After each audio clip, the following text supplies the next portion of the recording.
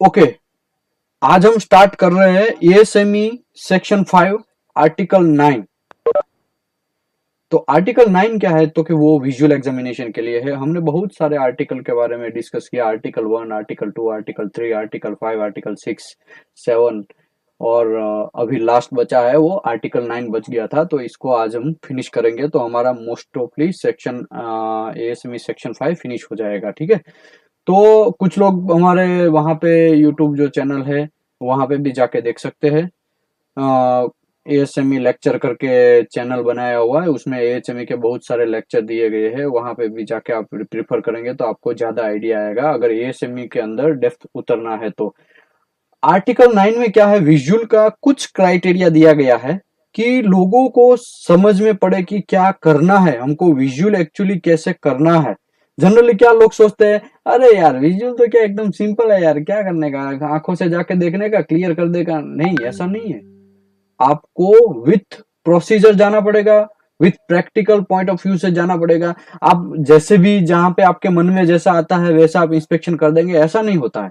आपको कोड कहाँ पे, कोड में कहाँ लिखा है कि भाई विजुअल एग्जामिनेशन के लिए इतना लाइट चाहिए, इतना लेंथ में हम इंस्पेक्शन करना चाहिए। मैं एक गल्फ कंट्री में हम लोगों को एक आराम को इंटरव्यू हुआ, उसमें एक क्वेश्चन पूछा गया एक फ्रेंड को कि विजुअल इंस्पेक्शन कैसे करेंगे। तो उसने इतना कॉमेडी आंसर दिया, पहले हमको चेयर से खड़े होना है, फिर एक पैर को थोड़ा टेढ़ा करना है, टेढ़ा करने के बाद एक आंख को थोड़ा बंद करना है और थोड़ा मुंडी को टेढ़ा करके फिर विजुअल इंस्पेक्शन कर देना है। ऐसा नहीं है भाई, ऐसा उसने आंसर दिया, उसको रिजेक्ट कर दिया गया, ठीक है। तो नाम में उसका नहीं बोलेगा, लेकिन चलो उसका नाम शिव कुमार था, मैं आपको बोल देता हूँ, ठीक है। तो ऐसा होते हैं, तो ऐसा नहीं है। विजुअल एग्जामिनेशन भी आपको कोड के हिसाब से करना है। जैसे हम आरटी का रेडियोग्राफी एग्जामिनेशन हम आर्टिकल 2 के हिसाब से करते हैं कि उसका एक्सेप्टेंस क्राइटेरिया क्या होता है, कि भाई जो फिल्म रहता है उसका एकदम डार्केस्ट पॉइंट है, एकदम लाइटेस्ट पॉइंट है, वहां पे -50% +30% ऐसा करके चलाएंगे। अगर हम एक्सरे है तो 1.8 to 4 डेंसिटी रहना चाहिए, अगर गामा है तो 2 से 4 डेंसिटी रहना चाहिए। डेंसिटोमीटर को मिनिमम 3 मंथ के लिए हमको कैलिब्रेशन करना है, ये सब चीज वहां पे लिखा है, तो वहां के उसका क्राइटेरिया। लेकिन विजुअल में भी यहाँ पे आर्टिकल 9 में विजुअल एग्जामिनेशन जो दिया गया है वहां पे लिखा है। तो हम आज लाइन बाय लाइन स्टार्ट करेंगे।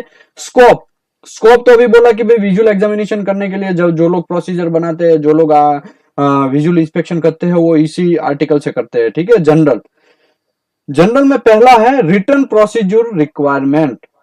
बहुत सारी कंपनियां में इंडिया में देखा है कि लोगों के पास विजुअल का इंस्पेक्शन करने का कोई, इसी के पास प्रोसीजर नहीं है। अरे मेरे भाई, कोड में दिया गया है कि आपको प्रोसीजर बनाना है, आपको प्रोसीजर रखना है, तो आपको कम से कम प्रोसीजर तो होना चाहिए। तो वो प्रोसीजर नहीं है कुछ। मैं कंपनी में यहाँ पे इंस्पेक्शन किया, मैं उसको पहले बोला, देखिए भाई आपका विजुअल एग्जामिनेशन का मुझे प्रोसीजर दो। तो बोलते हैं आज तक किसी ने मांगा नहीं यार, हम लोग ऐसा करते नहीं। क्यों नहीं मांगा? क्योंकि हम लोग अवेयर नहीं है। अगर टीपीआई अवेयर रहेगा कि भाई विजुअल एग्जामिनेशन का प्रोसीजर सबके पास होना, आज मांगेगा, दूसरी बार मांगेगा, तीसरी बार किच किच करेगा, तो कम से कम वो एक बनाने के लिए मजबूर होंगे कि हाँ भाई सभी टीपीआई मांग रहे हैं, इसके लिए हम लोगों को प्रोसीजर बनाना पड़ेगा, ऐसा सोचेगा। तो हम ही लोगों को इंप्रूव करना है, इंस्पेक्शन कैसे करना है, इंस्पेक्शन में कैसे हमको आगे बढ़ना है। हमारी इंडियन कंट्री है, उसको कैसे एज पर कोड फॉलो करवाना है, वो एज ए टीपीआई के ऊपर चलता है। वर्ड की वजह से तो सब लोग काम करते हैं, तो हमारे में और उसमें फर्क क्या है? बस वही फर्क है कि हम लोगों को चलता है वर्ड यूज नहीं करना है, हम लोगों को कोड में दिखाना है क्लियर कि देखिए सर यहाँ पे लिखा है, हमको प्रोसीजर रिक्वायरमेंट है तो आपको प्रोसीजर देना है। ओके, प्रोसीजर का क्या रिक्वायरमेंट होता है? Visual examination shall be performed in accordance with recent procedure.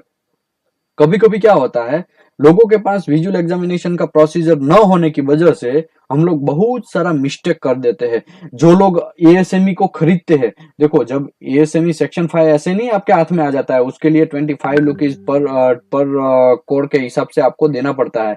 25 lakh rupees या उससे ज्यादा भी देना पड़ेगा, तब जाके आपको स्टैंपिंग मिलेगा। अगर आपको यू स्टैंप लेना है तो सेक्शन 8 खरीदना पड़ेगा, आपको U1 है तब भी सेक्शन 8, ए स्टैंप खरीदना है तो सेक्शन 1 आपको खरीदना पड़ेगा। तो आपको क्या मुफ्त में मिल जाएगा? ऐसे कि चलो भाई ये सॉफ्ट कॉपी है, ले लो, आप स्टैंपिंग लगाना स्टार्ट करो और फैब्रिकेशन करना स्टार्ट करो, ऐसा नहीं। एएसएमई भी, उसका भी कुछ चार्ज है, उसका भी डेमोस्ट्रेशन करना पड़ता है। आपको एएसएमई का शॉप पहले अप्रूव करना पड़ेगा। आप ऐसे ही कर देंगे कि भाई चलो मेरा पास शॉप तो है और मैं खाली दिखा देगा ये शॉप है, चलो मुझे एएसएमई का कोड दे दो, ऐसा नहीं। एएसएमई का एआई जो होता है वो आपके कंपनी में ऑडिट करता है। ऑडिट करने के टाइम पे जनरली क्या करता है, हम लोगों को नॉलेज ना होने की वजह से क्या करते हैं कि भाई कोई थर्ड पार्टी को हायर करते हैं, टीयूई है, लॉयड है, एचजीएस, ऐसे अलग अलग डिफरेंट डिफरेंट कंपनी को हम हायर करते हैं कि भाई हम लोगों को कोड स्टैंपिंग लेना है, हमको एक कोड जो है एएसएमई का वो लेने के लिए आप हेल्प करो। तो वो कंपनी आएगा और आपको पहले इन्फॉर्म करेगा कि ऐसे आप प्रोसीजर बनाओ। पहले प्रोसीजर बनाने के बाद ऐसे डेमोस्ट्रेशन आपको करना है, डेमोस्ट्रेशन करने के बाद आपको क्वालिफिकेशन करना है, वो सब चीज करने के बाद उसका डॉक्यूमेंट बनाओ, फिर वो सबमिट करो, फिर एक प्रोटोकॉल बनाओ। ये सब एक प्रोटोकॉल का एक सिस्टम है। तो visual examination shall be performed in accordance with the written procedure. तो आपको देखो यहाँ पे शेल बी वर्ड आया, देख रहे हैं आप।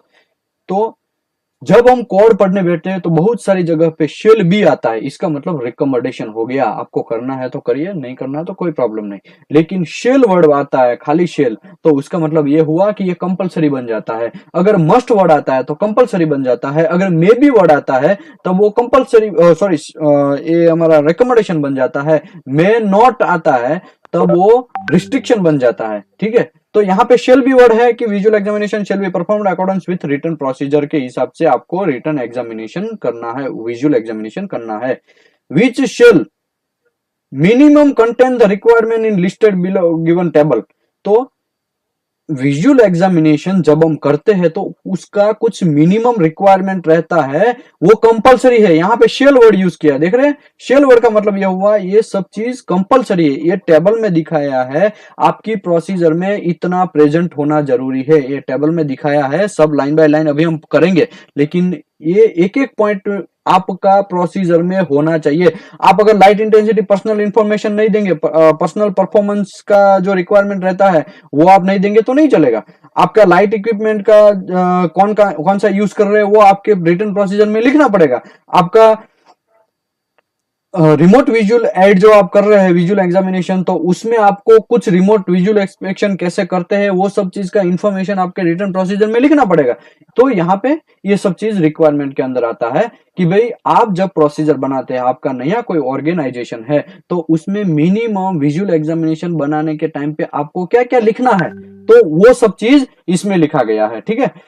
ओके, इसमें यहाँ पे दो चीज दिया गया है, essential variable and non essential variable. तो ये कोई डब्ल्यूपीएस में जो एसेंशियल वेरिएबल, सप्लीमेंट्री और नॉन एसेंशियल ऐसा नहीं है, ठीक है। आप उसको इसके साथ तो कोलैबोरेशन और एक इसको इसके साथ मिक्स मत करो। यहाँ पे कहने का मतलब ये है, एसेंशियल वेरिएबल मतलब ऐसा वेरिएबल कि ये सब चीज आपकी प्रोसीजर में कंपलसरी लिखना है। अगर आपकी प्रोसीजर में कुछ भी एसेंशियल वेरिएबल में चेंज होता है तो आपको वापस डेमोस्ट्रेट करना पड़ेगा, ठीक है।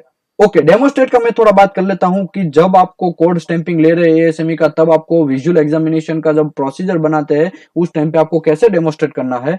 कोई एक प्लेट लेना है, वो प्लेट में आपको अनसर्टेन एरिया, अनसर्टेन एरिया मतलब कि आपको पता नहीं है वैसा, आप अपने डिजायर एरिया जहां पे नहीं रखेंगे वैसा अनसर्टेनेबल लोकेशन, मतलब कोई भी लोकेशन में वो प्लेट में आप 0.8 mm का एक जानबूझ के डिसकंटिन्यूटी बनाइए।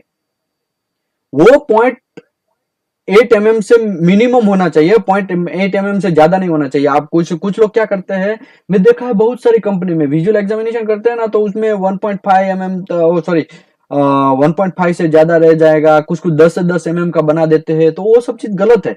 आपको जल्दी इंस्पेक्शन करने के चक्कर में आप ऐसा कर देंगे तो ये ऐसा नहीं करना चाहिए। आप जब प्रोसीजर को डेमोस्ट्रेट करने बैठते हैं, जब आप प्रोसीजर विजुअल एग्जामिनेशन का बना रहे हैं, तब जब आप डेमोस्ट्रेट करते हैं, तब आपको एक प्लेट के अंदर कोई भी जगह पे 0.8 mm या उससे कम विड्थ वाला आर्टिफिशियल आपको इम्परफेक्शन बनाना है। फिर आर्टिफिशियल बनाने के टाइम आपको वो प्रोसीजर जब एआई आता है तब आपको उसके सामने रीडिंग करना है, उसके सामने विजुअल इंस्पेक्शन करना है कि सर यहाँ पे ये इतना एमएम का ये लेंथ वाला है।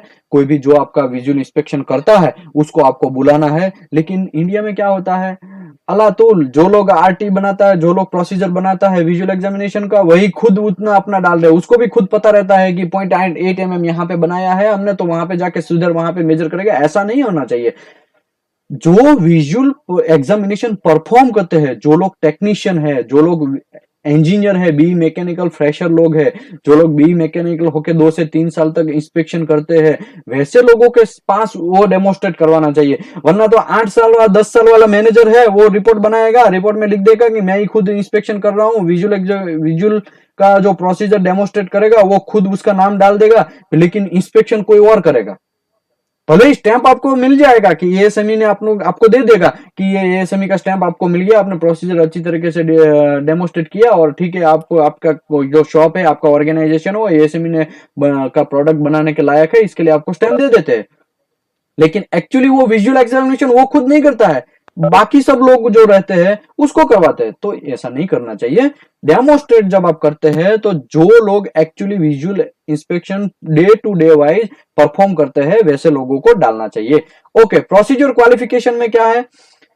When the procedure qualification specified by the referencing this code, आप इस कोड का यूज करके आप प्रोसीजर डेमोस्ट्रेट करने वाले हैं, प्रोसीजर क्वालिफिकेशन करने वाले हैं, तब the change of requirement in table number, जो यहाँ पे ये टेबल नंबर 921 जो दिया गया है, वो उसमें जो वेरिएबल दिया गया है, वो उसमें एसेंशियल वेरिएबल में कुछ भी चेंज होगा तब आपको प्रोसीजर को रिक्वालिफाई करना पड़ेगा। अगर आपके नॉन एसेंशियल वेरिएबल में कुछ भी चेंज होता है तो आपको रिक्वालिफाई करने का जरूरत नहीं है, जस्ट आपकी प्रोसीजर को रिवाइज करने का जरूरत है। फॉर एग्जाम्पल के तौर पे आप प्रोसीजर बनाया, उसमें आपने डाला कि हम लोग टॉर्च यूज करेंगे, ठीक है, टॉर्च यूज करेंगे। लेकिन जब आप जाते हैं ऑन जॉब में, प्रोसीजर बन गया टॉर्च वाला, उसमें तो आपने लिखा है कि आप टॉर्च यूज करेंगे, लेकिन जब आप इंस्पेक्शन करने जाते हैं वहां पे आप लैंप यूज करेंगे तो नहीं चलेगा।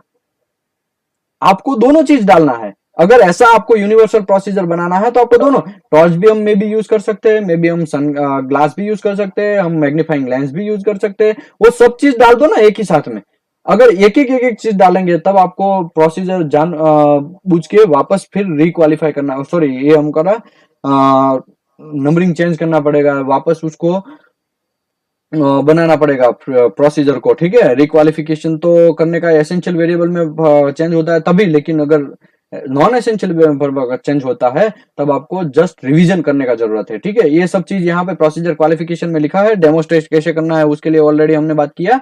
और अभी हम बात करते हैं पर्सनल क्वालिफिकेशन का। बहुत सारे लोगों को ये सब पता नहीं है कि उसका मिनिमम क्वालिफिकेशन क्या होना चाहिए। तो कि जो the user of this article shall be responsible to assigning the qualified personnel to perform the visual examination the requirement of this article। मतलब कि जो यूजर है, जो एंड यूजर है, जो ऑर्गेनाइजेशन है, वो रिस्पॉन्सिबल है किसको विजुअल एग्जामिनेशन के लिए किसको देना है किसको नहीं देना है, वो डिसाइड करेगा, ठीक है।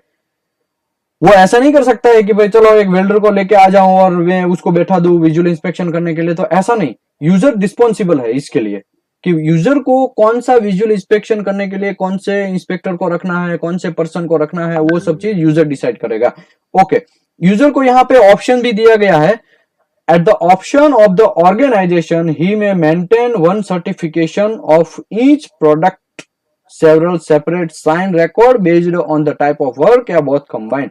कभी कभी क्या होता है, एएसएमई का जब ऑडिट होता है तब जनरली ये सब हम बनाने के लिए नहीं बैठेंगे। तब तक आपको ये कोड ऐसा भी बोलता है कि आप वो कोई एक विजुअल एग्जामिनेशन है उसको क्लियर करके रखिए, आप उसका साइन स्टैंपिंग वो रिपोर्ट बना के सब रेडी रखिए। वही आप डायरेक्ट फिर जैसे ही ये आता है तब वो साइन वाला या फिर कंबाइन जो दोनों है, साइन और विजुअल वाला हो, वो ही डायरेक्ट आप उसको प्रेजेंट कर दीजिए कि हाँ सर हमने ये विजुअल इंस्पेक्शन किया ऐसा ऐसा तरीके से, और उस टाइम पे वापस करिए। लेकिन वो सब आप डॉक्यूमेंट रेडी रख सकते हैं, ऐसा यहाँ पे बोलने का मतलब है। यहाँ पे where impractical to specialized visual inspection person, जहां पे प्रैक्टिकली हम स्पेशलाइज विजुअल इंस्पेक्शन का पर्सन का नॉलेज जो है उसके हिसाब से हम यूज नहीं कर सकते हैं, तो उस टाइम पे आपको क्या करना है, कोई एक्सपीरियंस वाला है, नॉलेजेबल ट्रेन पर्सन है, उसको भी आप बिठा सकते हैं विजुअल एग्जामिनेशन करने के लिए, ठीक है।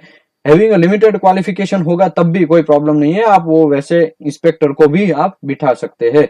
ओके, पर्सनल रिक्वायरमेंट में क्या है कि भाई personal shall have a annually vision test ensure the natural corrected near the distance accurately such as they have capable of reading standard J1 letter and standard Jigar test type and chart and near vision equivalent near the visual vision test are acceptable. कभी कभी क्या होता है, बहुत सारी कंपनियों में ऐसा देखा है, लोगों के पास सर्टिफिकेट नहीं है। अरे मेरे भाई, तुम विजुअल इंस्पेक्शन करवा रहा है, तू आपका हमारा प्रेशर वेसल का इंस्पेक्शन में वो इंस्पेक्टर को यूज कर रहा है, तो कम से कम उसका ये तो करो कि कम से कम उसका विजुअल एग्जामिनेशन का आंखों का है उसका तो टेस्टिंग करवा के दो। लेकिन वो भी नहीं करवाते, बस लोलम लोल चलता है ना, कौन देखने वाला, अभी चलाने दो, अभी करने दो, ऐसा उसका एक टेस्ट सर्टिफिकेट बनता है। यहाँ पे देखिए लिखा है जिगर type card and near vision level and accordance with the size normally accurate in between J1 to J4, ऐसा करके आपको टेस्ट करवाना है। आप टेस्ट ही नहीं करवाएंगे। कुछ कुछ कंपनियां तो मैं देखा है साला 5-5 साल तक वो इंस्पेक्टर काम करता है, लेकिन उसका टेस्टिंग करवाते ही नहीं है। विजुअल का आंखों का जो टेस्टिंग होना चाहिए वैसा टेस्टिंग ही नहीं है। अलातुल वेल्डिंग मारता है, अलातुल इंस्पेक्शन करता है, लेकिन कभी भी वो उसका आंखों का टेस्टिंग नहीं करवाता, तो वो भी प्रॉब्लम है। तो आपको हर साल में, हर 1 ईयर बाय 1 ईयर, हर ईयर बाय ईयर आपको यहाँ पे इंस्पेक्शन करवाना जरूरी है।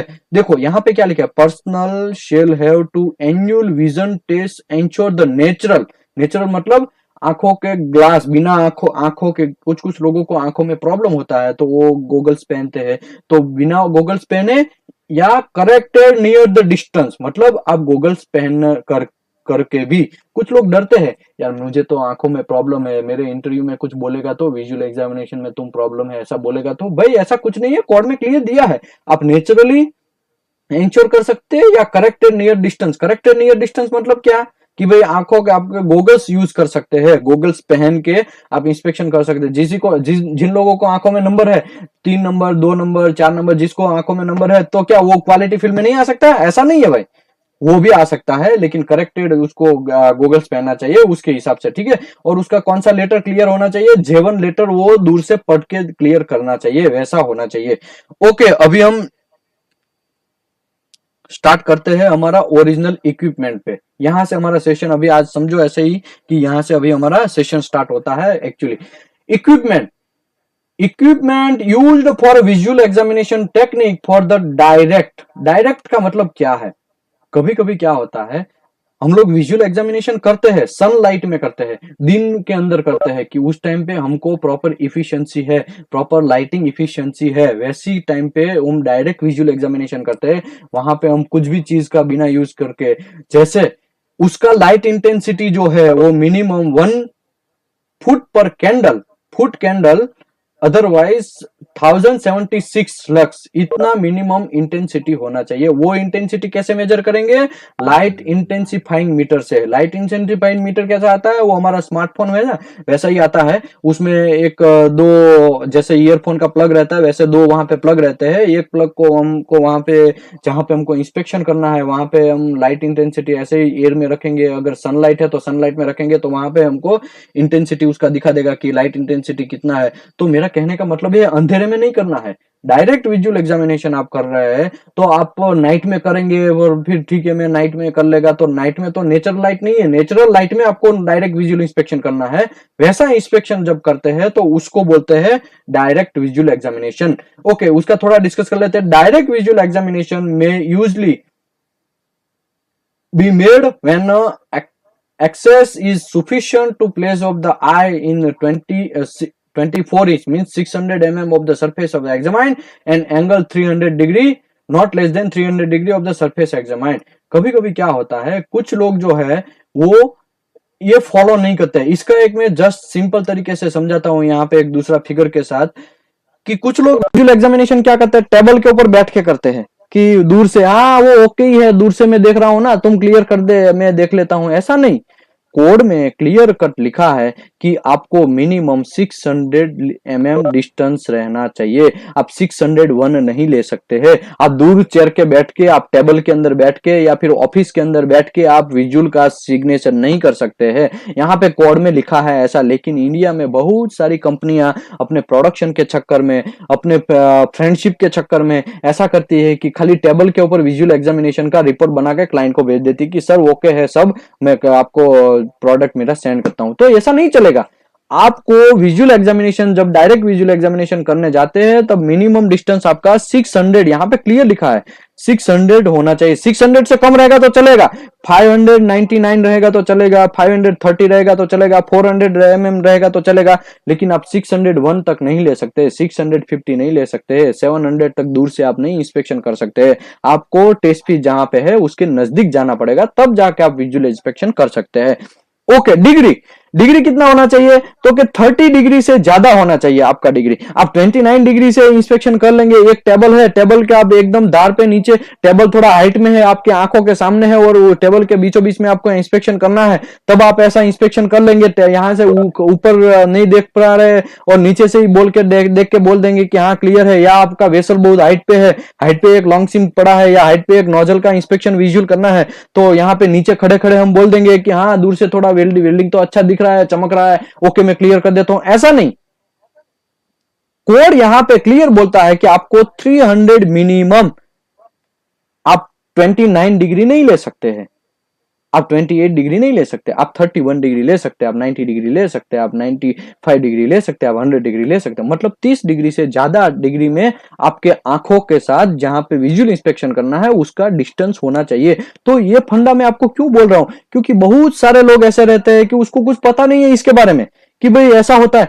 एक्चुअली जब आपका कोई थर्ड पार्टी इंस्पेक्शन में इंटरव्यू होता है तो एक क्वेश्चन पूछा जाता है आपको, how to clear the visual examination, how to be carried out the visual examination. तो उस टाइम पे आपको लिखना है कि मैक्सिमम 600 mm लेंथ और minimum 3 degree above we can use the visual examination, our eye angle is above 3 degree, ऐसा आपको बोलना है, तब जाके आपका विजुअल इंस्पेक्शन क्लियर होगा। ओके, ये हो गया आपका विजुअल इंस्पेक्शन का। ओके, फिर आप मिरर यूज कर सकते हैं। कभी कभी क्या होता है, कुछ चीज एकदम छोटा रहता है, कुछ हमको ऐसा नहीं पता चलेगा यहाँ पे स्पैटर है कि नहीं है, तब हम मैग्नीफाइंग मिरर यूज कर सकते हैं, मैग्नीफाइंग लेंस यूज कर सकते हैं, ठीक है, to improve the angle vision.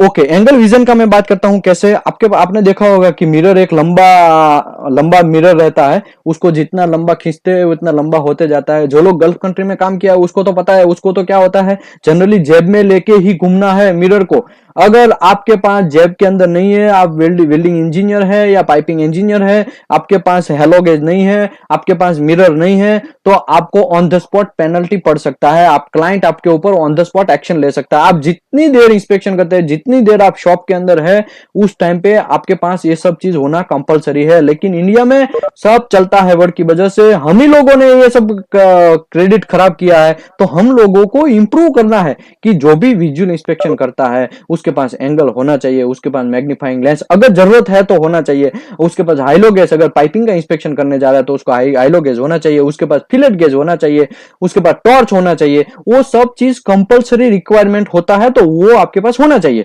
Okay, magnifying lens कब यूज करते हैं हम, तो कि कुछ चीज हमको ऐसा लगता है यहाँ पे वेल्डिंग है लेकिन यह छोटा स्पैटर है, ये स्पैटर है कि क्रैक है समझ में नहीं आ रहा है, स्पैटर है या फिर दूसरा कुछ अलग से कुछ डिसकंटिन्यूटी है समझ में नहीं आ रहा है। वैसी कंडीशन में आप मैग्नीफाइंग लेंस यूज कर सकते हैं, मिरर का भी यूज कर सकते हैं। ओके, ऐसी बात है, ठीक है। ओके, नेचुरल और सप्लीमेंट्री व्हाइट लाइट, कभी कभी आपको जरूरत पड़ता है तब आप व्हाइट लाइट का भी यूज कर सकते हैं, ठीक है। देखो, मैं आज से बहुत साल पहले की बात कर रहा हूँ, 2012-13 में हमने एक ऑडिट फिनिश किया था। उस टाइम पे हम लोगों ने ब्लैक लाइट यूज किया, सॉरी येलो लाइट जैसा आता है ना, वो 100 का बल्ब आता है वैसी, तो वो 100 का बल्ब जो आता है वो व्हाइट लाइट नहीं है, वो उसमें तो आप देखेंगे तो उसमें थोड़ा कलर चेंज होता है। तो उसी की वजह से हमको एनसी पड़ा था। उस टाइम पे भले ही कॉर्ड में थोड़ा डिफरेंट था, अभी थोड़ा कॉर्ड चेंज हो गया है बहुत सारा, लेकिन उस टाइम पे ये व्हाइट लाइट की वजह से हमको एनसी पड़ा और हमारा ये एआई जो है उसने हमको एनसी लगाया। तो कहने का मतलब ये है कि आपको हर कॉर्ड का एक एक पॉइंट प्रॉपर तरीके से पर्टिकुलर आपको फॉलो करना है। ओके, आगे बढ़ते हैं।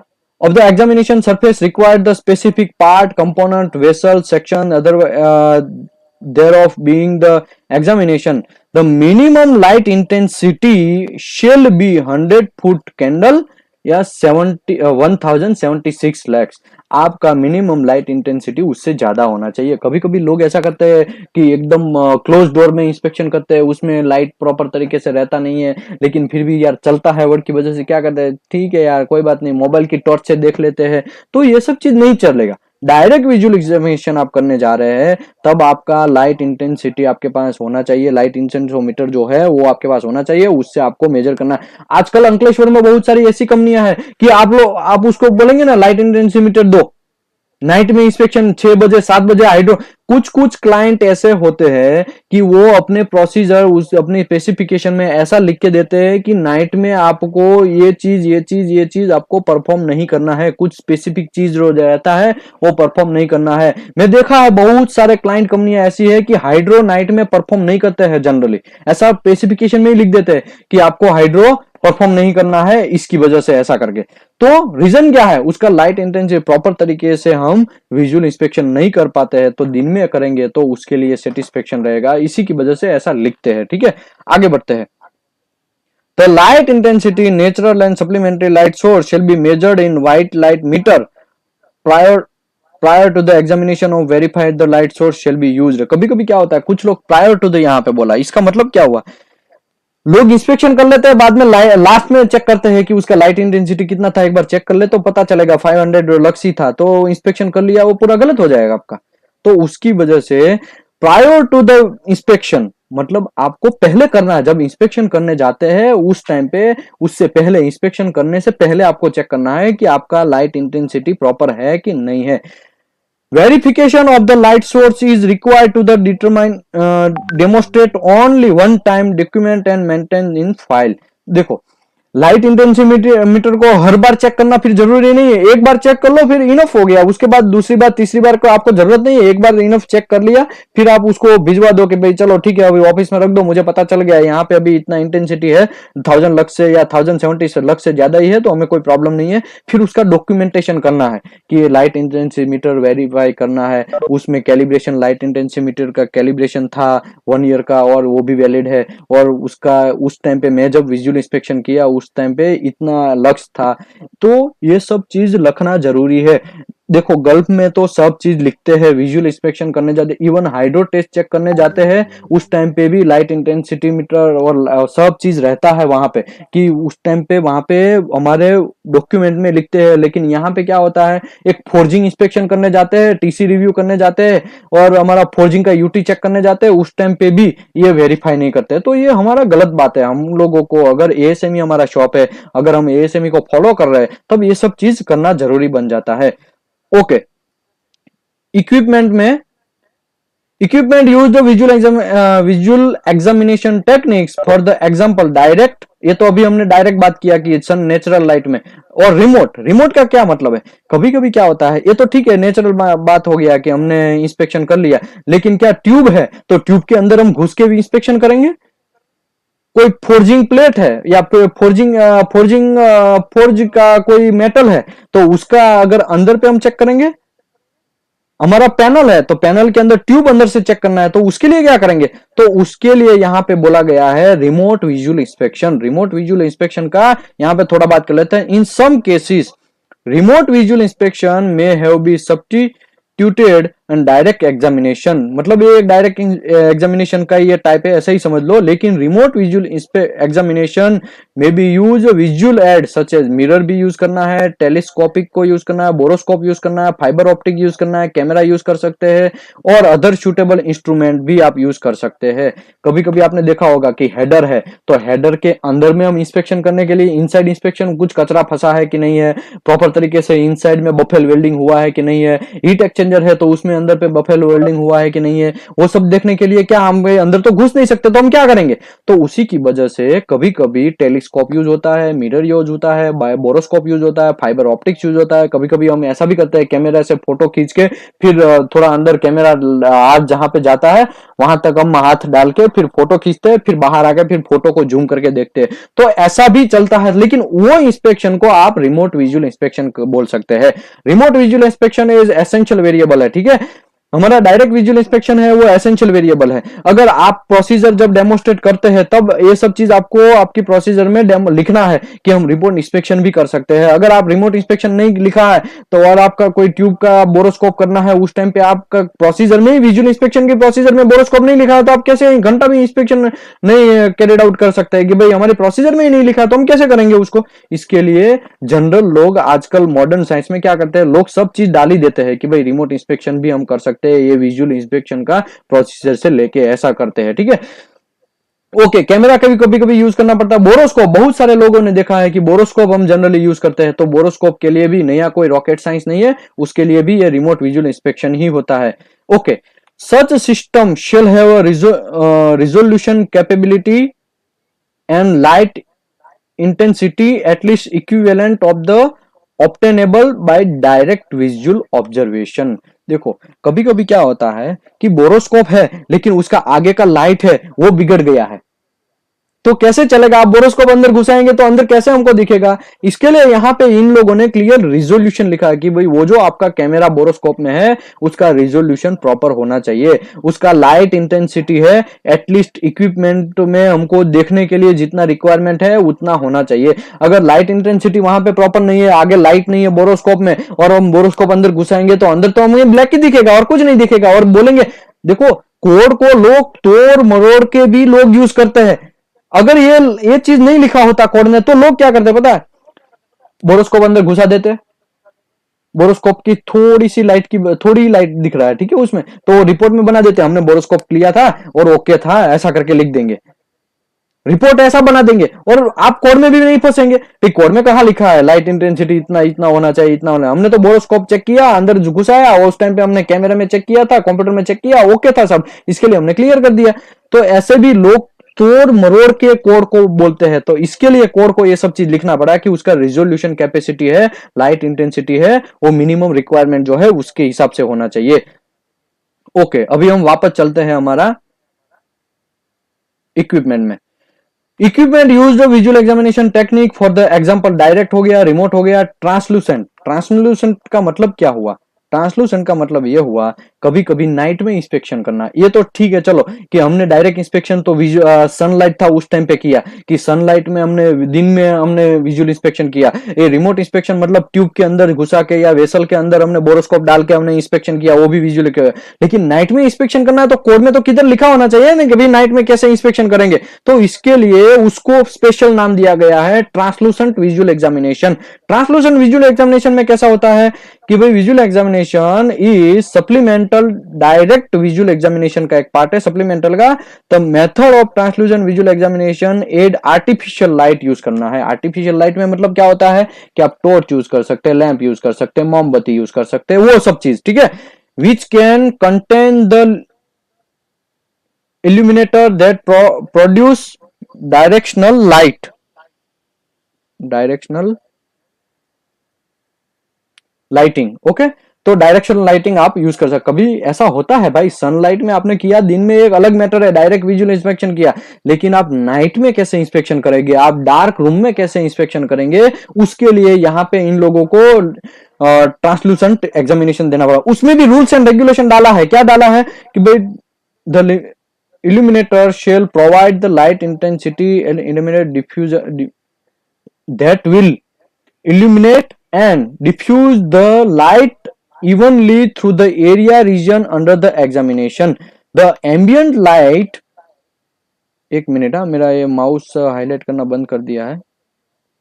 हाँ, the ambient lighting is must be arranged through the no surface glare and reflection from the surface under the examination and shall less than the light applied through the area of region under the examination। इसका मतलब क्या हुआ इसका मतलब ये हुआ कि आप एक लैंप को यूज कर रहे हैं लेकिन वहां पे आईना है और वो ग्लेयर आपके सामने आंखों के सामने कर रहा है, तो वैसे इंस्पेक्शन करेंगे तो आप ग्लेयर में ही फंस जाएंगे, आप इंस्पेक्शन नहीं कर पाएंगे प्रॉपर तरीके से। इसके लिए यहाँ पे उसने क्लियर लिखा है कि ग्लेयर नहीं पड़ना चाहिए, कोई भी लाइट आप यूज कर रहे हैं उसका रिफ्लेक्शन नहीं होना चाहिए, उसका ग्लेयर नहीं होना चाहिए। कभी कभी आपने देखा होगा कि आर्टी फिल्म देखते हैं ना, आर्टी फिल्म में आपको जब व्यूअर होता है ना वो बहुत सारे ग्लेयर डालता है कि भाई आपकी आंखों को प्रॉब्लम करेगा, आप अच्छी तरह से देख नहीं पाएंगे, आप फिल्म जैसे ही रखेंगे और लाइट चालू करेंगे तो एकदम भभकेदार जैसा बहुत डेंजरस लाइट निकलेगा। तो ऐसा नहीं होना चाहिए, एकदम अच्छा सा कोल्ड लाइट होना चाहिए। कोल्ड लाइट मतलब हम लोगों को सब चीज दिख पाए, हम लोग वो लैंप से या वो टॉर्च से अच्छी तरीके से इंस्पेक्शन कर पाए, हमारी आंखों को नुकसान ना हो, कोई ग्लेयर ना रिटर्न आए, वैसे वैसे हमको इक्विपमेंट यूज करना है। फिर आप मोमबत्ती आप यूज करेंगे और मोमबत्ती का फिर हम लोगों को दूर तक हम जाएंगे, वहां पे इंस्पेक्शन इंटेंसिटी उसका 1076 लक्स नहीं होगा तो नहीं चलेगा। उसने क्लियर किया है कि आप कैंडल यूज कर सकते हैं, कोई प्रॉब्लम नहीं, यहां पे देख रहे हैं कैंडल यूज कर सकते हैं, लेकिन उसका इंटेंसिटी है वो सुफिशियंट होना चाहिए। सुफिशियंट मतलब कितना, 1076 लक्स। हमने यहाँ पे दिखा डायरेक्ट इंस्पेक्शन में, हमने देखा कि भाई हमारा लाइट इंटेंसिटी है वो 1076 लक्स मिनिमम होना चाहिए, उतना हमको होना चाहिए। बहुत सारे लोग ऐसा कंफ्यूज होते हैं कि मोमबत्ती कहाँ लिखा है, भाई मोमबत्ती हम यूज कर सकते हैं कि नहीं कर सकते, ये सब चीज कहाँ लिखा, भाई लिखा है आप मोमबत्ती भी यूज कर सकते हैं, लेकिन आपका इंटेंसिटी जो है वो प्रॉपर तरीके से होना चाहिए, वो रिफ्लेक्शन या ग्लेयर नहीं निकालना चाहिए। ओके, ऐसे। अभी लाइट मीटर का कैलिब्रेशन कैसे होता है, light meter calibration shall be calibrated at least 1 year और whenever they have been repaired.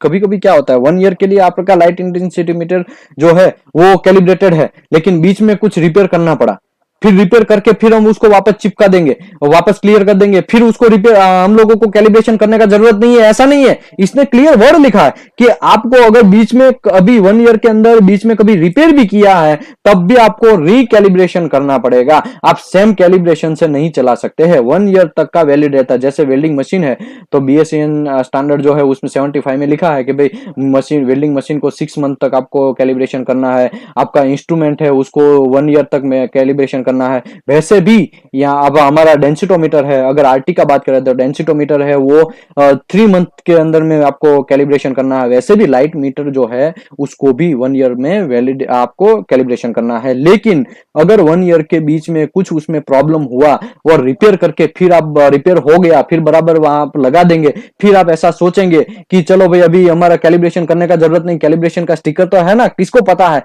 तो ये सब चीज नहीं चलेगा। रिपेयर बीच में हुआ है तो आपको कैलिब्रेशन करना पड़ेगा, ठीक है। Okay, if meter have if meter have not been 1 year or more they shall be calibrated for they used, मतलब आप 1 ईयर से ज्यादा नहीं हुआ है तो आपको कैलिब्रेशन करके आगे बढ़ना चाहिए। इवेल्युएशन, इवेल्युएशन क्या होता है, तो all examination shall be evaluated in term of the acceptance standard and referencing code. चलो आपने विजुअल एग्जामिनेशन कर लिया, पहले आपने क्या किया, आपका एएसएमई में ऐसा बात किया कि आपका एक शॉप है, आपका ऑर्गेनाइजेशन है, एएसएमई का आपको स्टैंपिंग लेना है, एएसएमई का आपको कोड बनाना है, तब आप क्या करेंगे, डेमोस्ट्रेट करेंगे। डेमोस्ट्रेट करके आपने कोड ले लिया, कोड लेने के बाद फिर आपने वो डेमोस्ट्रेट करके प्रोसीजर बना दिया। प्रोसीजर बनाने में आपने तीनों चीज डाला, direct visual examination, remote visual examination, translucent visual examination. तो डायरेक्ट मतलब दिन में हम चेक कर सकते हैं सनलाइट में, वो रिमोट मतलब अंदर घुसा के जहां पे हम लोग घुस नहीं सकते, हम लोग जा नहीं सकते, हमारा प्रैक्टिकली हम हमारा आई जहां पे नहीं जा सकता है, वैसे कंडीशन में हम बोरोस्कोप यूज करेंगे या कैमरा का यूज करेंगे, ऑप्टिकल फाइबर यूज करेंगे, वैसा सब चीज यूज करके हमने कर लिया वो इंस्पेक्शन, वो रिमोट हो गया। ट्रांसल्यूट मतलब नाइट में हमको इंस्पेक्शन करना है तो हम लैंप यूज कर लिया, टॉर्च यूज कर लिया, लेकिन उसका इंटेंसिटी है वो मिनिमम 1076 लख तक पहुंच गया और हमने इंस्पेक्शन कर लिया, वो ठीक है। तो हमने ये सब चीज किया, लेकिन उसको एक्चुअली किसके हिसाब से करना है, तो कोड ऑफ कंस्ट्रक्शन जिसका रहेगा उसका। अगर आपको बोलेगा कि भाई मैं पाइपिंग का इंस्पेक्शन कर रहा हूं तो ये सेक्शन 5 आर्टिकल जो 9 है वो तो हमारा प्रोसीजर कैसे बनाना है वो दिखाता है, वो कोई एक्सेप्टेंस क्राइटेरिया नहीं देता है। एक्सेप्टेंस क्राइटेरिया के लिए अगर आप पाइपिंग का प्रोसेस पाइपिंग कर रहे हैं तो आपको टेबल नंबर 341.1 का जो विजुअल एंड रेडियोग्राफी एग्जामिनेशन का एक्सेप्टेंस क्राइटेरिया है वहां पे जाना पड़ेगा कि विजुअल में कितना आपका अंडरकट एक्सेप्ट है, पोरोसिटी कितना विजुअली एक्सेप्टेबल है, और आपका लेक ऑफ फ्यूजन ऊपर में दिखता है वो कितना acceptable, lack of root fusion कितना एक्सेप्टेबल, लेक ऑफ पेनिट्रेशन कितना एक्सेप्टेबल, क्रैक कितना एक्सेप्टेबल है, वो आपको कंस्ट्रक्शन क्राइटेरिया में जाना पड़ेगा, वो यहां से आपको नहीं मिलेगा। तो इसी की वजह से आपको इवेल्यूशन जब आप करते हैं तब आपको code of construction referencing code है उसके हिसाब से आपको इवेल्यूशन करना है। Okay, An examination checklist will be used। यहाँ पे होता है बहुत सारी कंट्री में चेकलिस्ट के साथ, लोगों को पता है कि इसमें यही इंस्पेक्शन होता है, लेकिन फिर भी लोगों के हाथ में चेकलिस्ट होता है, चेकलिस्ट में टिक मार्क करते जाते हैं। कुछ में चेकलिस्ट अभी मैं दिखाने के लिए दिखा भी सकता हूं, लेकिन अभी ऐसा टाइम नहीं है। अगर लास्ट में टाइम मिलेगा तो मैं चेकलिस्ट भी आपको दिखा देगा। मेरे पास बहुत सारे चेकलिस्ट, प्री इंस्पेक्शन करने का, इन प्रोसेस इंस्पेक्शन करने का, इन प्रोसेस वेल्डिंग इंस्पेक्शन करने का, post well heat treatment inspection करने का चेकलिस्ट, और दूसरा की भाई हमारा फाइनल इंस्पेक्शन करने का चेकलिस्ट, हमारा हाइड्रो इंस्पेक्शन करने का चेकलिस्ट। तो सब लोगों को चेकलिस्ट फॉलो करना चाहिए। शेल भी इसके लिए यहाँ पे कोड ने देखो रिकमेंडेशन किया, नहीं करेगा तो कोई प्रॉब्लम नहीं है, लेकिन आप कुछ चीज मिस ना कर दे। इसी की वजह से हम कुछ क्लाइंट जो है वो क्लियर लिख देते हैं कि examination checklist shall used as per our procedure, ऐसा लिख देते हैं। ऐसा लिखने का मतलब क्या हुआ कि आपको वो चेकलिस्ट यूज करना ही है। आप जाके अपने ओवर कॉन्फिडेंस की वजह से या फिर आपका 10 साल का आपके पास एक्सपीरियंस है उसके लिए आप जाके इंस्पेक्शन कर लेंगे, ऐसा नहीं चलेगा।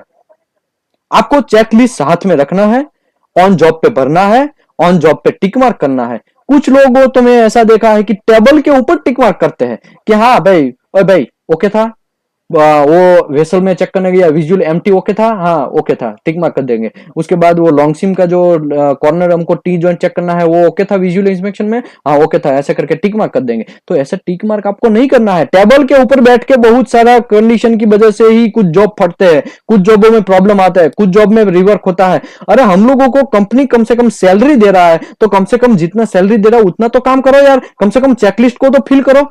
चेकलिस्ट ही फिल नहीं करते हैं बहुत सारे लोग, तो ये सब चीज नहीं करना चाहिए, आपको चेकलिस्ट फिल करके आगे बढ़ना चाहिए। ओके, तो examination checklist shall use the plan visual examination and verify the required visual observation were performed. आपका कुछ भी ऑब्जर्वेशन आया है तो आपको अंदर लिखना है चेकलिस्ट के अंदर, या सॉरी चेकलिस्ट के अंदर लिखना है या फिर आपके इवैल्यूएशन रिपोर्ट के अंदर लिखना है कि we have found the hydro test as per section 8 division 1 found satisfactory, ऐसा आपको लिखना है। अगर फाउंड सेटिस्फैक्ट्री नहीं हुआ, where is we have in hydro test seepage is found per 6 minute पर 2 ड्रॉप, ऐसा करके आपको लिखना है मेरे भाई। कि आप चेकलिस्ट में खिला टिक मार्क ऑन जॉब पे बैठ के कर देंगे तो वहां पे ड्रॉपेज होगा या लीकेज होगा हाइड्रो में, तो आपको कैसे पता चलेगा? तो ये सब चीज आपको मेंशन करना जरूरी है। This checklist established the minimum examination requirement and code not indicate the maximum examination which is manufacturer में perform in process. Okay, documentation बहुत इंपॉर्टेंट। बहुत सारे लोगों को विजुअल इंस्पेक्शन करना तो पता है लेकिन डॉक्यूमेंट नहीं करते हैं, तो डॉक्यूमेंट विजुअल इंस्पेक्शन का करना बहुत जरूरी है। A written report of the examination shall contain the following। Shall content, देखो यहां पे शेल भी नहीं है, शेल कंटेंट लिखा है। शेल कंटेंट का मतलब क्या हुआ कि आपको कंपलसरी ये चीज लिखना ही है, इसमें आप कोई कॉम्प्रोमाइज नहीं कर सकते। इसमें क्या लिखा है कि डेट ऑफ एग्जामिनेशन, आप खाली साइन करके वहां पे निकल जाएंगे कि ओके टीपीआई। मैं बहुत सारे टीपीआई को देखा है, लोग क्या करते हैं खाली साइन कर देते हैं। अरे मेरे भाई, लोग साइन करो तो कम से कम अपना नाम डालो, टाइम डालो। गल्फ कंट्री में तो लोग साइन तो करते हैं, टाइम भी डालते हैं और नेम भी पूरा डालते हैं, रिपोर्ट में भी डालते हैं, ऑन जॉब में फिजिकल मार्कर से साइन करना है तो वहां पे वो भी करते हैं। हम लोग तो यहां से साइन भी करने में सही नहीं समझते, साइन सब जगह नहीं करने का प्रॉब्लम है, कभी भी फंस सकते हैं, ये सब डर बैठ जाता है। तो ये सब चीज नहीं करना चाहिए। आपको यहां पे लिखा है, कोड क्लियर बोल रहा है कि आपको डेट लिखना कंपलसरी है। आप डेट नहीं लिखेंगे तो वो आपका इंस्पेक्शन रिपोर्ट है, वो वैलिड नहीं गिना जाएगा।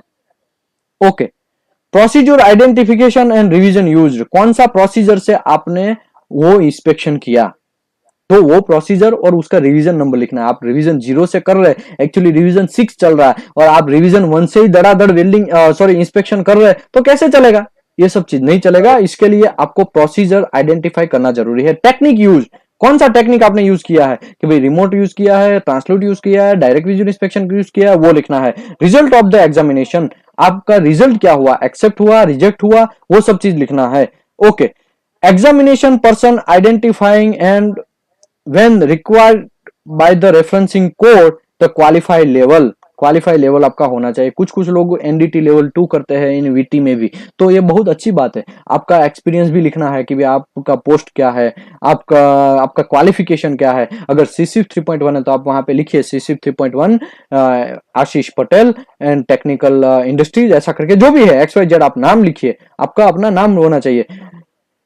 आगे बढ़ते हैं। Identification of the part of component examine even through the dimension है, वो सब चीज आपको भी लिखना है। Record maintenance, record shall be maintain accordance with the referencing code of section, आपको रिकॉर्ड जो मेंटेन करना है वो भी लिखना है। ओके, तो यहाँ पे विजुअल एग्जामिनेशन जब हम करते हैं तब ये यहाँ पे एसेंशियल वेरिएबल है, कुछ नॉन एसेंशियल वेरिएबल है, उसके बारे में थोड़ा बहुत डिस्कस कर लेते हैं। चेंज इन टेक्निक, तो वो उसमें एसेंशियल भी नहीं है, नॉन एसेंशियल भी नहीं है, आपको प्रोसीजर पूरा चेंज करने का जरूरत नहीं है।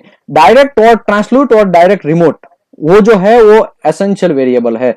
मतलब आप सनलाइट में ही इंस्पेक्शन कर रहे हैं और आपकी प्रोसीजर जब बनाया था, आपके ऑर्गेनाइजेशन है, रिलायंस है या एलएनटी है, उसने ऐसे ही खाली डायरेक्ट विजुअल का ही लिखा था, तब आप ट्रांसल्यूट इंस्पेक्शन उसमें नहीं कर सकते वो प्रोसीजर यूज करके। अगर आपने दोनों डाला है तो दोनों यूज कर सकते हैं, कोई प्रॉब्लम नहीं है। उसके बाद डायरेक्ट रिमोट इंस्पेक्शन ही आपने डाला है कि वहां पे बोरोस्कोप यूज करके करना है। अगर ये चीज नहीं डाला है तब आपको प्रोसीजर रिवाइज करना पड़ेगा, सॉरी रिक्वालिफाई करना पड़ेगा। ठीक है, कुछ चीज जो है वो इंपॉर्टेंट है, इसके लिए मैं यहाँ पे 4 पॉइंट है वो कर देता हूँ। रिमोट विजुअल एड, वो रिमोट विजुअल एड भी अभी हमने डिस्कस किया। वो लाइट इंटेंसिटी आपका मिनिमम 1076 लक्स होना चाहिए। ये 4 जो है हमारा वो आपको पता होना चाहिए। ये 4 पता है तो आपका विजुअल इंस्पेक्शन में आपको रिक्वालिफिकेशन करने का जरूरत नहीं है। बाकी सब चीज में विजुअल इंस्पेक्शन में आपको खाली जस्ट रिवाइज करने का जरूरत है। ओके, कोई किसी को कुछ क्वेश्चन है एएसएमई सेक्शन 5 आर्टिकल 9 में तो पूछ सकता है। अभी हम क्वेश्चन आंसर के लिए छोड़ रहे, 1 ही घंटे का ये सेशन था। ऑलरेडी मैं सेशन में भी लिखा था कि 1 घंटे का है, तो इसमें किसी को डाउट है? लेवल 3 को जनरली इसमें ज्यादा डाउट रहता है। कुछ कुछ लोग ऐसा सोचते हैं कि यार क्या है, हमारे ऑर्गेनाइजेशन में तो हमने देखा ही नहीं विजुअल इंस्पेक्शन का ये प्रोसीजर, ऐसा होता ही नहीं। तो गलत है, आपको विजुअल इंस्पेक्शन का प्रोसीजर बनाना कंपलसरी है। प्रोसीजर को डेमोस्ट्रेट करने के टाइम पे आपको एआई इंस्पेक्शन करता है, तब आपको वो सब चीज देख के आपको प्रॉपर तरीके से प्रेजेंट करना है। एआई आपकी प्रोसीजर में साइन करता है तभी आपका शॉप जो है वो एएसएमई के लायक बना, एएसएमई का प्रॉपर तरीके से आप यूज कर सकते हैं। लोगों को पता चलेगा कि हाँ विजुअल इंस्पेक्शन का इसके पास सर्टिफिकेशन है, ये कोड के साथ आपके पास है, तब जाके आपका जो शॉप है वो वैलिड गने जाएगा। लेकिन जिसके पास विजुअल इंस्पेक्शन का रिपोर्ट ही नहीं है, अलातुल छोटा ऑर्गेनाइजेशन है, वो लोग क्या करते हैं, धड़ाधड़ बिल्डिंग करते हैं। उसको पता भी नहीं है कि विजुअल इंस्पेक्शन के लिए ऐसा ऐसा रिक्वायरमेंट हो। नाइट में भी इंस्पेक्शन करवा लेते। कुछ कुछ लोग तो मुझे फोर्स मारते हैं, सर आपका हाइड्रो है, नाइट का 7:30 बजे हाइड्रो या न्यूमेटिक टेस्ट इंस्पेक्शन करवाता है। लाइट जहां पे प्रॉपर तरीके से अवेलेबल नहीं है, वहां पे मुझे टॉर्च भी प्रॉपर तरीके से पहुंचता नहीं है, वैसी जगह पे हमको इंस्पेक्शन करने के लिए बोलते हैं। तो क्या करेंगे, यहां पे ऐसा चल रहा है तो मैं भी थक गया हूं। ये सब चीज हम लोगों को अवेयर लेना है कि हम लोगों को इस सब चीज से बाहर निकलना है। तो हर बार हम ऐसा काम करेंगे तो फिर क्या होगा, ब्लास्ट होगा ही होगा। एमोनिया ब्लास्ट हुआ, आपको पता ही है, कुछ कंट्री में, हमारे यहाँ पे दहेज में ब्लास्ट हुआ तो पता ही है लोगों को। देखो, एक कंपनी में मैं इंस्पेक्शन करने गया था, थोड़े दिन पहले की बात है, डिसेंट का इंस्पेक्शन, नाइट में मुझे हाइड्रो ऑफर कर रहा है। वो नाइट में हाइड्रो ऑफर करने के टाइम पे जब मैं इंस्पेक्शन कर रहा हूं तो डिसेंट के ऊपर लिटरली वहां पे लेमिनेशन है। मुझे डाउट हुआ, मैं उसको बोला कि चल भाई यहाँ पे तू पीटी कर। तो उसने पीटी करने से पहले, तो पता है ना आपको, पीटी करने के लिए भी बहुत मगजमारी है, ऊपर तक फोन करवाना पड़ता है, सर आपका जॉब में प्रॉब्लम है, पीटी करो। उसका जो कंपनी का हेड है, कंपनी का ऑर्गेनाइजेशन भले छोटा कंपनी है लेकिन उसको कॉल करना पड़ता है कि भाई हाइड्रो है, ठीक है, नो प्रॉब्लम, लेकिन यहां पे मुझे प्रॉब्लम दिख रहा है, तुम कम से कम पीटी करो। तब जाके वो ऑर्गेनाइजेशन हेड है, वो क्वालिटी वाले को बोलता है यार कर देना, टीपीआई बोलता है। इतना हमको झगड़ा करना पड़ता है आजकल। झगड़ा करने के बाद वो फिर पीटी करेगा, फिर पता चला कि वहां पे तो क्रैक निकला। पूरा डिसेंट का जितना लॉन्ग सिम है, पूरा एसएस का था, वो पूरे में जगह पे क्रैक निकला। तो कहने का मतलब, क्रैक का डेप्थ भी 4 से 8 mm तक था, 4 mm से लेके 8 mm तक क्रैक का डेप्थ। और हाइड्रो क्लियर कर देंगे, हाइड्रो, अरे भाई हाइड्रो तो क्लियर हो जाएगा, रूट और उसका हॉट पास अगर क्लियर है तो मोस्टली हाइड्रो क्लियर हो जाएगा। फाइनल में थोड़ा सा क्रैक निकला है तो कम से कम वो तो रिमूव करो यार। और वो भी कब ऑफर करते हैं, एकदम नाइट में 7 बजे 8 बजे, तो कैसे होगा इंस्पेक्शन। तो मैं कहना ये चाहता हूं उस टाइम पे भी आप कर सकते हैं, लेकिन आपके पास लाइट इंटेंसिटी प्रॉपर तरीके से होना चाहिए। Okay, thank you very much. किसी को क्वेश्चन है तो पूछ सकता है, और हम अभी क्वेश्चन आंसर के लिए छोड़ रहे हैं। और देखो बहुत सारे हमने सेशन किया, कुछ लोगों को सेक्शन 8 में भी क्वेश्चन है तो वो भी पूछ सकता है, सेक्शन 9 में क्वेश्चन है, डब्ल्यूपीएस बनाने में क्वेश्चन है, तभी भी हम यहाँ पे ये क्वेश्चन आंसर के लिए छोड़ सकते हैं। और कभी कभी कुछ लोगों को आरटी में भी क्वेश्चन है, आरटी का कैसा इंस्पेक्शन करना, आरटी रिव्यू कैसे करना है, हमको आरटी का जब डेंसिटी कैसे वेरीफाई करता है, डेंसिटी कहां देखते हैं, उसके लिए भी आप क्वेश्चन पूछ सकते हैं। Okay sir.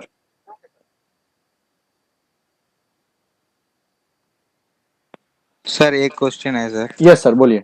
इसमें इसमें मिनिमम लाइट रिक्वायरमेंट अभी लिखा है ना सर, उसमें शेल भी लिखा है, यस, शेल भी लिखा है। 1076 शेल भी लिखा है, मतलब उससे कम भी मतलब हो सकता है चला क्या? सकते हैं। यस सर, प्रॉब्लम यस नहीं सर, है? ऑफिस लाइट से भी चला सकते हैं। देखो मैं तो यहाँ पे बोल रहा हूं ना, यहाँ पे शेल भी वर्ड है, इसका मतलब आपको इसके साथ जाना है, एक रिकमेंडेशन है, ठीक है। कोड हमको रिकमेंडेशन देता है, लेकिन अगर उसका तोड़ मरोड़ के हम यूज करेंगे तो लोग ऐसा सोचते हैं नाइट में भी है ना यार, क्या बात है, कर लो ना यार, कोड भी यहाँ पे बोल रहा है ना तो कर लो, लेकिन कम से कम अच्छा सा टॉर्च यूज करो, प्रॉपर तरीके से हम आंखों से दिख सके वैसा यूज करो। कम से कम आप अपने इंस्पेक्टर को, अपने टीपीआई को फोर्स तो मत मारो।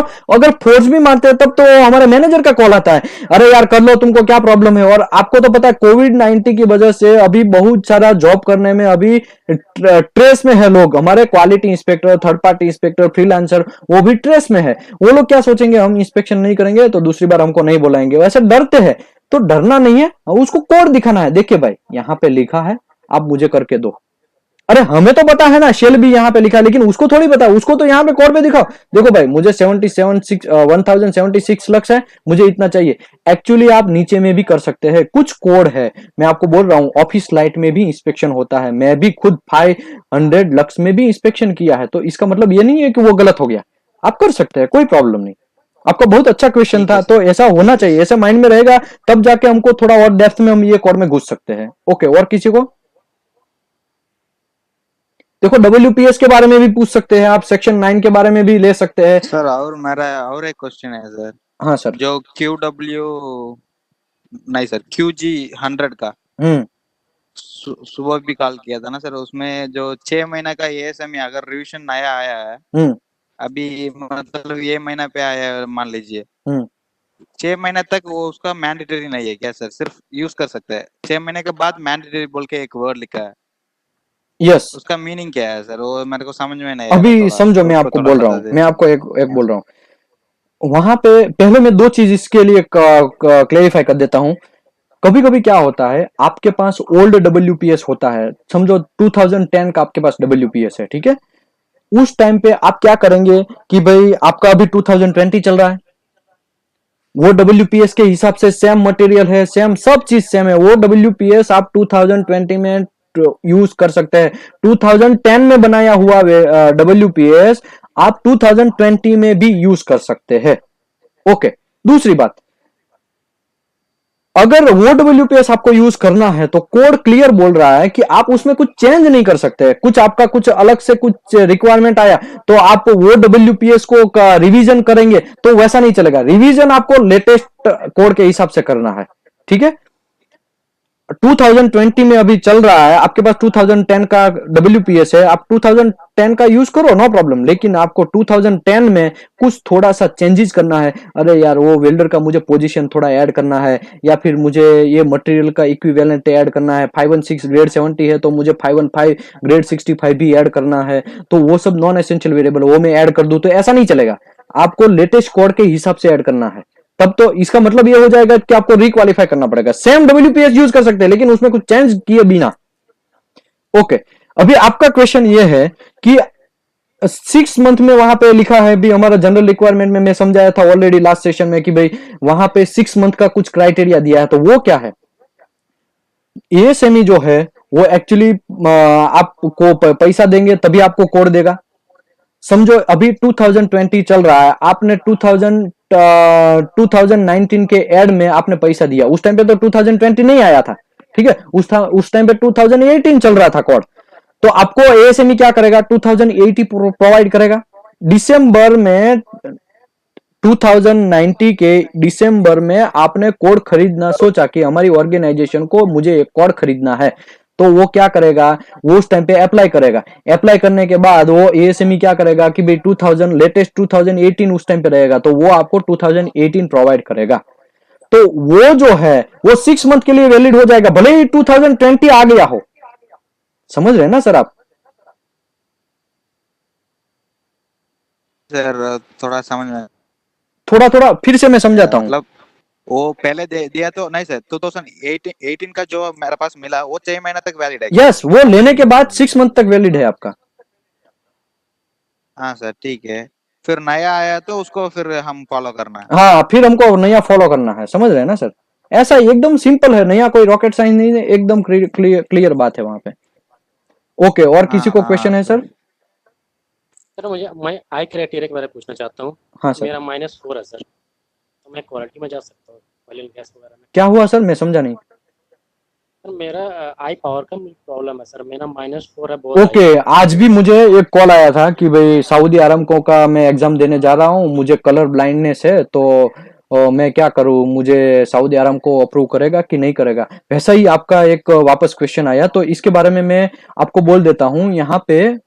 एक मिनट, मैं ना ASTM SNTC 1A 2020 में कुछ रिवीजन आया है, उसमें बोला गया है कि देखो यहाँ पे भी कलर ब्लाइंडनेस का कुछ प्रॉब्लम नहीं है। आपको अगर क्लाइंट या एंड यूजर आपको क्लियर करता है तब आपको कोई प्रॉब्लम नहीं है, ठीक है, आप बिंदास जा सकते हैं। और आप उसके लिए कुछ जो गॉगल्स वगैरह, कुछ लोगों को तो आंखों में भी प्रॉब्लम होता है, चलो ये तो आपको कलर ब्लाइंडनेस है, लेकिन कुछ लोगों को ऐसा होता है कि दूर नहीं देख पाते हैं, वो गॉगल्स पहनना पड़ता है, तो वो लोग भी जा सकते हैं, कोई प्रॉब्लम नहीं, करेक्शन करके जा सकते हैं। कलर ब्लाइंडनेस का करेक्शन नहीं हो पाता है, लेकिन कुछ कंडीशन में आपको आराम को भी अप्रूव कर देंगे, कुछ कंडीशन में आपको गल्फ कंट्री में भी आपको प्रॉब्लम नहीं है। સર ભાઈ આશીષ બોલું છું। हाँ सर, बोलो बोलो सर। સાહેબ અત્યારે તમે એક પેલા આપણા એક ફ્રેન્ડ હતા એને સમજાવ્યું સેક્શન 9 પ્રમાણે, તો थोड़ा और ऐड करने का है। हाँ हाँ sir, sir please sir, yes sir. एक महीने में कुछ रिवीजन चेंज होगा तो हम लोग जो WPS उसमें रिवाइज कर सकता है, ठीक है? हेलो। हाँ हाँ सर, सर बोलिए, मैं अभी म्यूट कर देता हूँ, आप बोलिए सर। तो उसमें ऐसा है कि आपका इसमें क्या होता है, कभी कभी प्रोजेक्ट का जो स्पेसिफिकेशन बनता है, जो प्रोजेक्ट कॉन्ट्रैक्ट मिलता है उसी टाइम क्लियर कट लिखा होगा। कभी कभी कोई प्रोजेक्ट में लिखा होगा भाई हम लोग 2015 ही code and up to project, उसी टाइम कोई इन बिटवीन आपका प्रोजेक्ट का जो ड्यूरेशन रहेगा भाई 5 साल में खत्म करने का, 2015 का गोल फॉलो करने का, और 2020 में आ गया और वो प्रोजेक्ट कोई रीजन से एक्सटेंड हो गया, अराउंड 7 ईयर्स तक चला गया, उसी टाइम 2019 का कोई एडिशनल आ गया और बोल रहा है कि हम लोग को 6 महीने में इम्प्लीमेंट करने का है, कोड में ऐसा लिखा हुआ, लेकिन जो आपका प्रोजेक्ट स्पेसिफिक आपके साथ जो कॉन्ट्रैक्ट हुआ है उसमें जो लिखा होगा भाई 2015 ही फॉलो करने का एंड ऑफ द प्रोजेक्ट तक, तो हम लोग उसी टाइम कोई चेंज नहीं हो सकता है, नहीं हुआ 2019 के हिसाब से तो कोई प्रॉब्लम नहीं होगा। और आपको 2019 के हिसाब से चेंज लेने का है तो आपको फिर उसके लिए क्लाइंट से अप्रूवल लेना पड़ेगा उसके बाबत में। मेरा यही सजेशन है, क्योंकि मेरा प्रोजेक्ट में ऐसा हुआ था कि हम लोग जो प्रोजेक्ट कर रहा था 2012 से 2018 तक का, उसमें ऐसा हुआ था कि बीच में एडिशन आ गया, तो हमारी कंपनी, इवन हमारा सब कॉन्ट्रैक्टर कंपनी थे, उसने चेंज करने के लिए ट्राई किया, तो क्लाइंट ने डायरेक्ट जो प्रोजेक्ट कॉन्ट्रैक्ट साइन किया हुआ था उसी टाइम वो क्लियर कट पेज निकाल के दे दिया हाईलाइट करके, भाई ये हमारा प्रोजेक्ट में हम लोग जो मेंशन किया हुआ है क्लियर कट लिखा हुआ है कि भाई 2015 मीन्स 2015, उसमें कोई चेंज नहीं करने का, any changing we can not, ऐसा करके वो लोग ने पूरा लिख के दे दिया था हम लोग को, तो हम लोग उसमें चेंज नहीं कर पाया था। इसके लिए मेरा एक एक्सपीरियंस मैं शेयर कर रहा हूँ। ओके, विशाल बहुत सर अच्छी बात किया आपने। देखो ये अभी यहाँ पे सर ने बात किया कि प्रोजेक्ट रिक्वायरमेंट, प्रोजेक्ट स्पेसिफिकेशन, तो प्रोजेक्ट स्पेसिफिकेशन में आपको जो भी दिया है वो आपका मस्ट हो जाता है, आपको वो कंपल्सरी फॉलो करना है। उसके बाद अगर प्रोजेक्ट स्पेसिफिकेशन में नहीं दिया है तो उसके बाद में आपको कोड में जाना है। ठीक है। अगर कोड में नहीं दिया है तब आपका वेल्ड इंस्पेक्टर है या विजुअल इंस्पेक्टर है या टीपीआई या फ्रीलांसर है, वो डिसीजन लेगा, वो ऑन साइट पे प्रैक्टिकल डिसीजन लेगा कि क्या करना है क्या नहीं करना है। लेकिन सबसे पहले तो आपको स्पेसिफिकेशन ही फॉलो करना है। स्पेसिफिकेशन में लिखा है कि 2015 का आप एंड तक यूज करना है, वो प्रोजेक्ट चला गया 10 साल कंटिन्यू चला गया कुछ रीजन की वजह से, तब आपको क्या करना है, वो 10 साल तक आपको 2050 ही यूज करना है। अगर आपको बीच में कुछ चेंज लेना है तब आपको क्लाइंट को आपको बोलना पड़ेगा कि सर अभी मेरे पास 2020 का लेटेस्ट कोड आ गया है, तो उसमें ऐसा ऐसा चेंजेस हुआ है, हमारे लिए भी अच्छा है, हम लोगों को कॉस्ट कंट्रोल करने के लिए अच्छी बात है, तो कैन वी यूज दिस, तो आपको उससे अप्रूवल लेना पड़ेगा। अगर वो अप्रूवल देता है तब आप यूज कर सकते हैं, अगर वो अप्रूवल नहीं देता है तब आप यूज नहीं कर सकते। एग्जांपल के तौर पे बोलता हूं, चलो ये प्रैक्टिकल में एग्जांपल के साथ बोल रहा हूं।